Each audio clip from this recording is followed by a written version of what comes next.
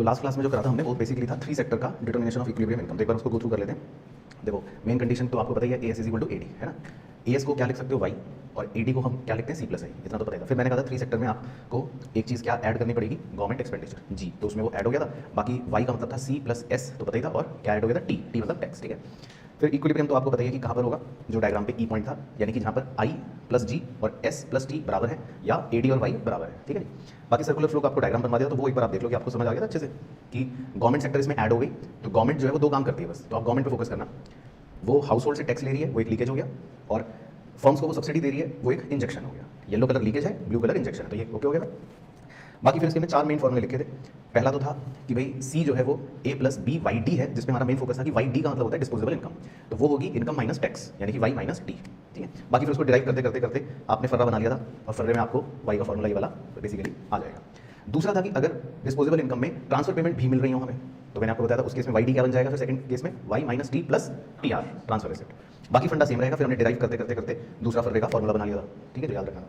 तीसरे केस में यह था कि इसमें हम मानते हैं कि टैक्स जो है वो चेंज हो सकता है इनकम के हिसाब से। तो इस बार हमारा फॉर्मूला था टैक्स का T bar plus T Y, जिसमें टी बार का मतलब था ऑटोनॉमस टैक्स और छोटे टी का मतलब था इनकम टैक्स का रेट। तो इस बार भी कॉन्सेप्ट सेम था। फिर बस हमने टी की वैल्यू को रिप्लेस कर दिया था, जहां पर येलो हाईलाइट देख रहे हो आप, टी की जगह हमने T bar plus T Y put करके फिर डिराइव करते करते ये फर्रे वाला फॉर्मूला बना लिया था। लेकिन इसमें आपको ये याद रखना है कि ये जो 1/1 minus B plus B T है, इसको क्या बोलते हैं, टैक्स मल्टीप्लाई। और चौथा भी सेम कॉन्सेप्ट था, लेकिन उसमें यह था कि आपको वाई डी जो है उसमें टैक्स के साथ साथ ट्रांसफर रिसिप्ट्स मिल रही थी, तो Y minus T plus T R था। फिर वो वैल्यू को रिप्लेस करके डिराइव करते करते करते अल्टीमेट फाइनल फॉर्मूला ये आपने लिख लिया था। तो बेसिकली आपने 3 सेक्टर के 4 फॉर्मूले इन नटशेल लिख रखे थे, ठीक है ना। तो आज हमें आगे नए पेज से शुरू करना है, और मुझे पता है आपको पता ही होगा कि आज क्या हेडिंग चलेगी हमारी। हाँ, तो नई हेडिंग का हम नाम लिखते हैं डिटर्मिनेशन ऑफ इक्विलिब्रियम इनकम, और डैश डाल के 4 सेक्टर, ये आखिरी सेक्टर है। फिर पूरी की पूरी आपकी कीन्स की थ्योरी खत्म, और पूरा का पूरा मतलब आपका चैप्टर भी फिनिश हो जाएगा।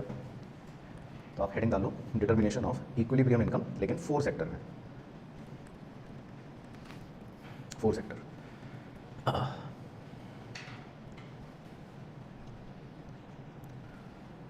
चलो, तो पहले हम सर्कुलर फ्लो बनाएंगे।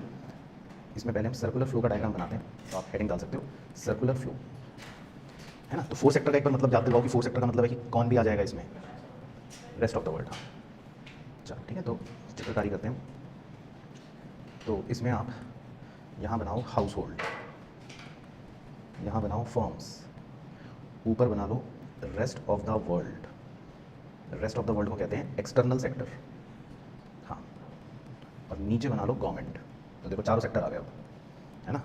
तो इस मॉडल में आपके चारों सेक्टर्स आ गए, हाउस होल्ड्स भी आ गए, फर्म्स भी आ गई, गवर्नमेंट भी आ गई, और एक्सटर्नल सेक्टर भी आ गया, यानी रेस्ट ऑफ द वर्ल्ड, है ना।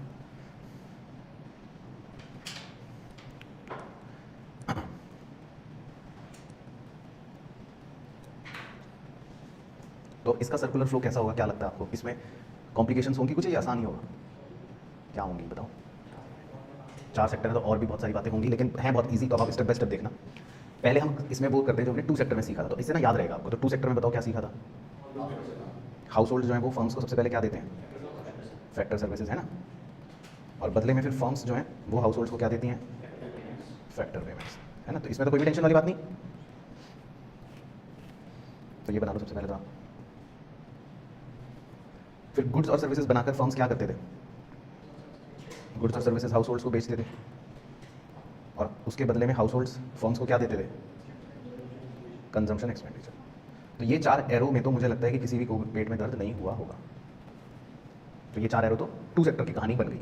तो पहले हमने इसलिए 2 सेक्टर से शुरू करा, हमने सोचा कि चलो ऐसा मान लेते हैं कि 2 सेक्टर इकोनॉमी का ही मॉडल है, ठीक है। तो फर्म्स ने हाउस होल्ड्स को सामान दे दिया, हाउस होल्ड्स ने पैसे दे दिए, और ऊपर फैक्टर मार्केट है, उसमें फैक्टर सर्विस और फैक्टर पेमेंट की अदला बदली कर ली।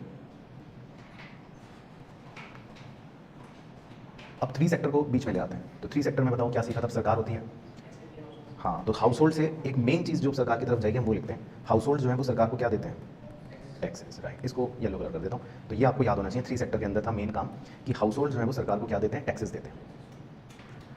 और सरकार फर्म्स को क्या देती है, सब्सिडीज, बिल्कुल सही।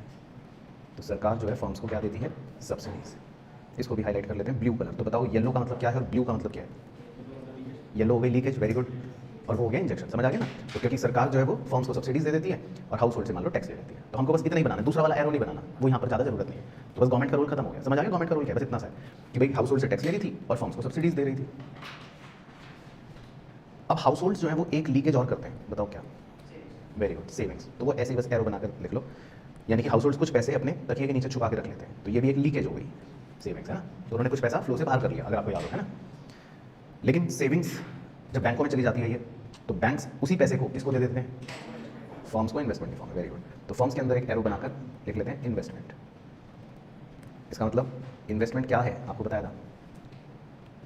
इन्वेस्टमेंट क्या है?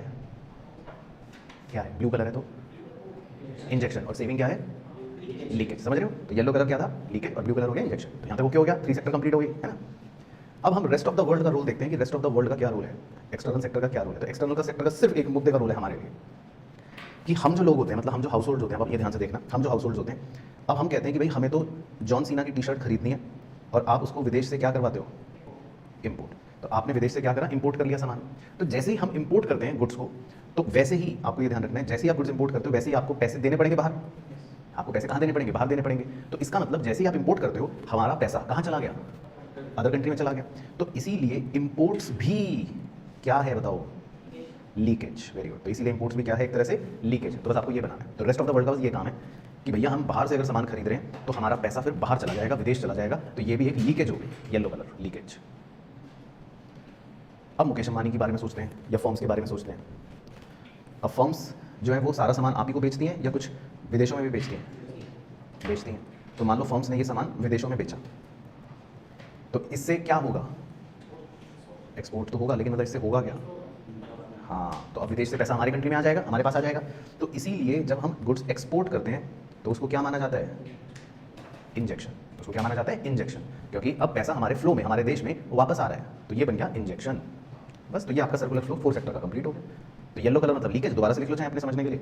येलो कलर का मतलब क्या है? लीकेज, ताकि याद रहे। तो all yellow colours are leakages, ये सब लीकेजेस हैं। और सारे ब्लू कलर्स जो हैं वो क्या हैं? इंजेक्शंस। तो बस ये है खेल। तो येलो कलर लीकेजेस और ब्लू कलर इंजेक्शंस, ठीक है। तो ये सर्कुलर फ्लो ऑफ इनकम हो गई 4 सेक्टर के अंदर। चलो, तो ये तो हो गया सर्कुलर फ्लो, लेकिन हमें तो इक्विलिब्रियम की बात करनी है। इक्विलिब्रियम, चलें इक्विलिब्रियम की बात करने आओ।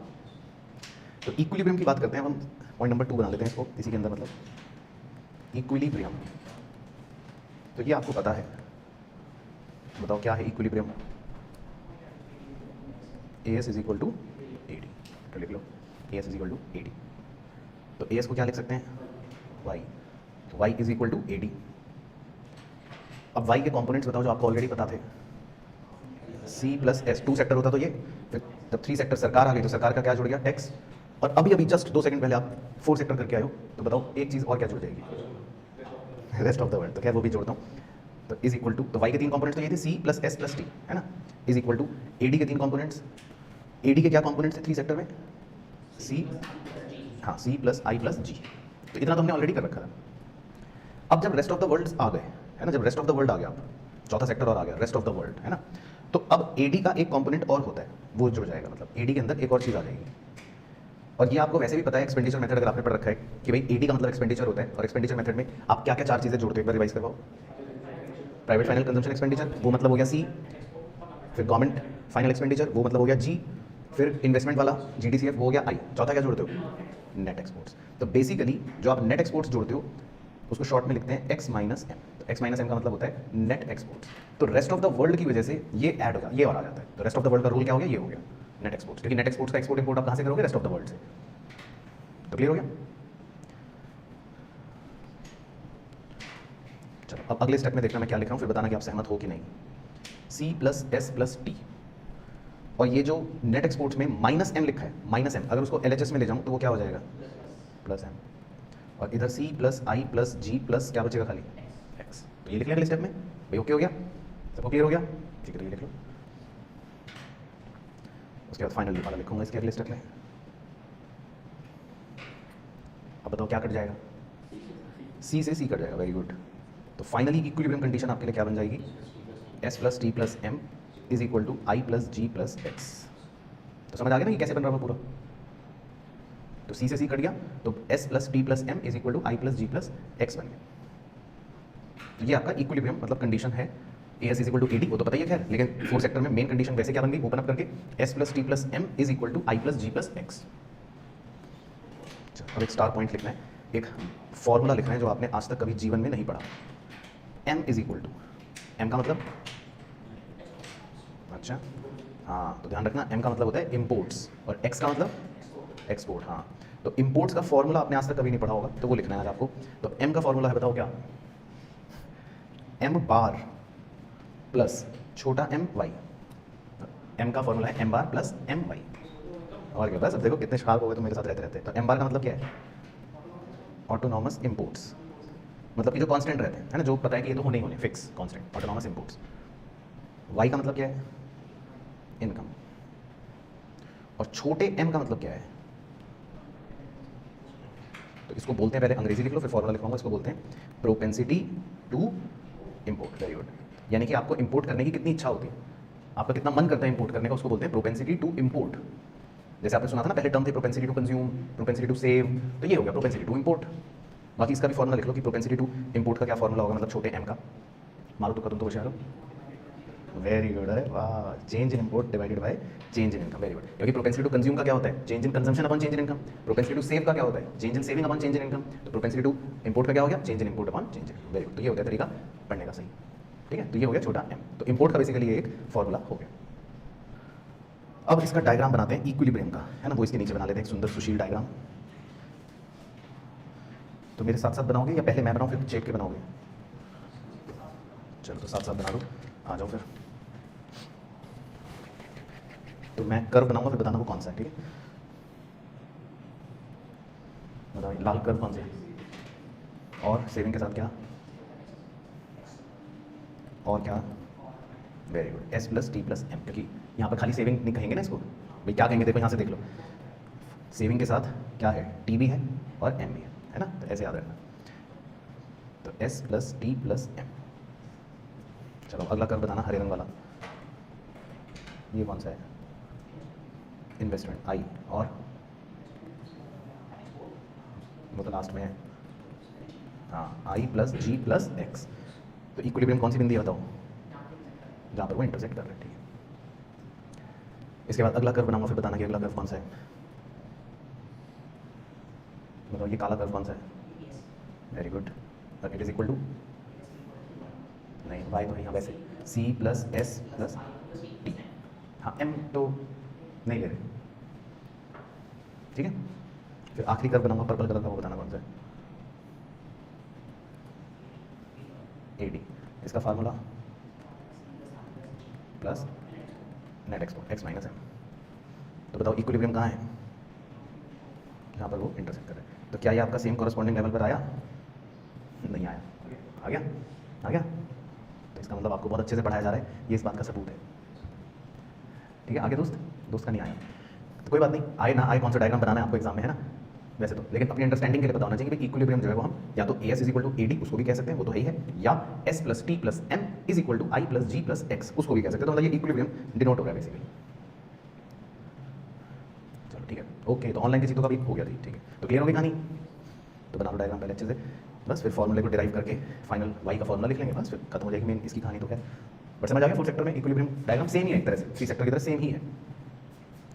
चलो ठीक है, आगे बढ़ रहा हूँ। अब इसके नीचे आप लिखना मेन चीज़ कि एट इक्विलिब्रियम, बताओ शुरू से बताओ क्या है formula, A S is equal to A D, ठीक है। अब पूरे स्टेप बाय स्टेप करेंगे, एक बार मेरे साथ नोट कर लो, A S is equal to A D, A S को लिख लो वाई और ए डी को C plus I plus G plus net export मतलब एक्स माइनस एम, ठीक है। अब हम सी को पहले दोबारा से लिखते हैं रिवाइज करने के लिए कि सी क्या था, अगर याद है हो तो,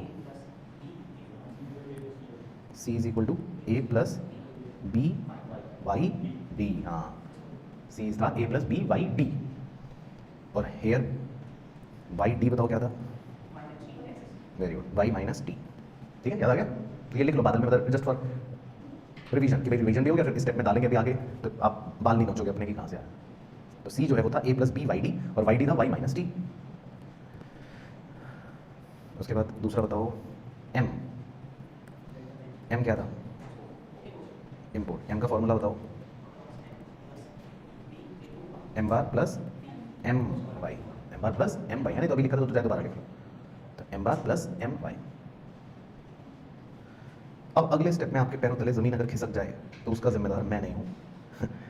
वाई इज इक्वल टू, ठीक है, लेकिन हाँ ध्यान से देखना तो खिसकेगी नहीं ज़मीन। अब मैं सी की जगह क्या लिखूंगा, सी की जगह जो सी का फार्मूला है वो लिखूंगा, तो मैं सी की जगह लिख रहा हूँ ए प्लस बी वाई टी, समझ गए जी, सी की जगह क्या लिख लिया, सी का फार्मूला लिख लिया। बाकी चीज़ें एज इट इज ऐड कर लो, plus I plus G plus X minus, और एम की जगह क्या लिख लूँगा, बताओ एम की जगह क्या लिख लूँगा, हाँ एम की जगह लिख लूँगा एम का फार्मूला, यानी कि एम बार प्लस एम वाई। तो पहले आप देख लो कि भाई किसी के पैरों तले ज़मीन खिसकी या आप बिल्कुल मस्त बैठे हो बिना टेंशन के, मस्त बैठे हो बिना टेंशन के, कोई दिक्कत तो नहीं लगी इस स्टेप में, चलो ठीक है, थैंक गॉड।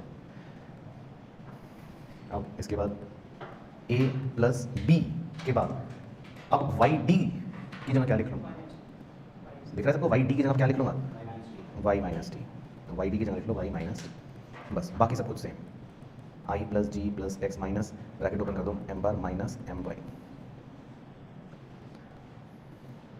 ठीक है, ओके। अब अगले स्टेप में ये वाला ब्रैकेट भी ओपन कर दो, A plus B Y minus B T plus I plus G plus X minus M bar minus M Y.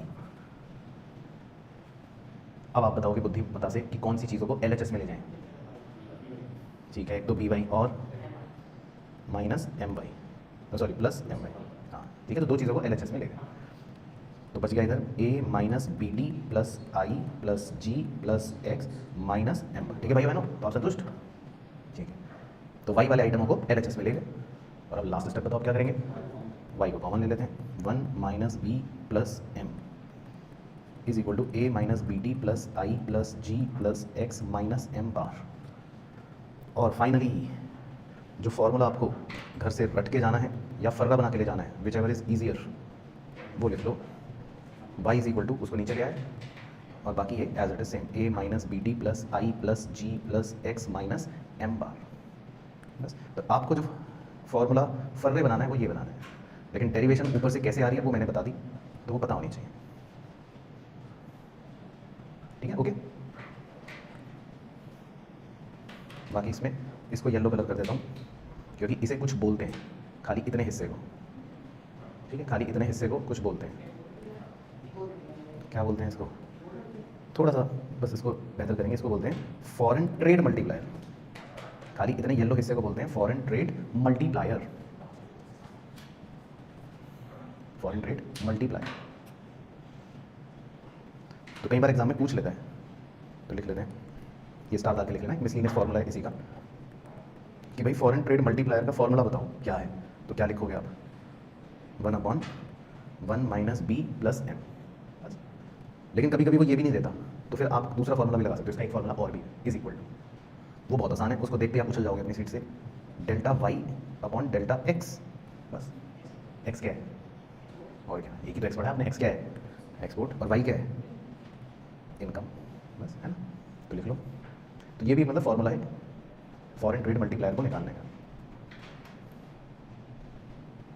तो एक्स है एक्सपोर्ट और वाई है इनकम,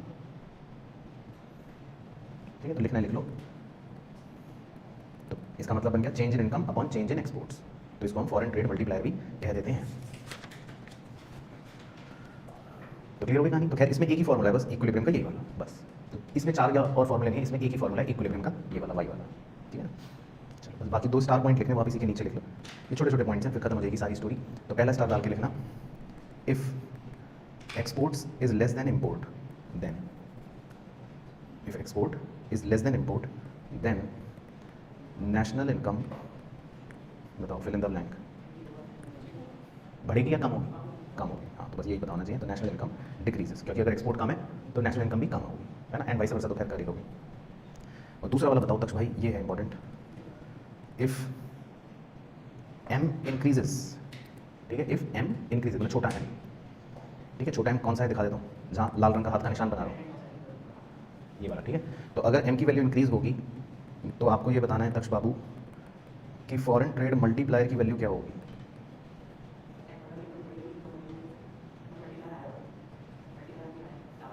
बताओ, चलो आप करके देखते हैं एक बार। तो फॉरेन ट्रेड मल्टीप्लायर का फॉर्मूला क्या है, 1/1 माइनस बी प्लस एम, यही है ना फॉर्मूला। तो मैं कुछ मनगढ़ंत फिगर ले लेता हूँ, तो एज्यूम कर लेते हैं बी 2 है और एम 4 है।